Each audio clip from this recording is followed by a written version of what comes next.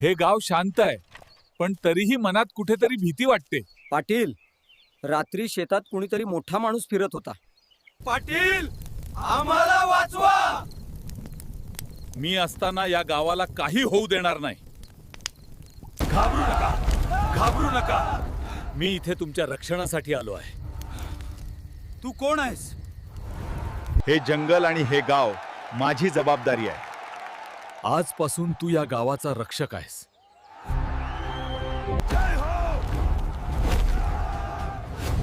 एकत्र राहिलात तर कोणतीही शक्ती तुम्हाला हरवू शकत नाही. हे जंगल आणि हे गाव माझी जबाबदारी आहे. आजपासून तू या गावाचा रक्षक आहेस.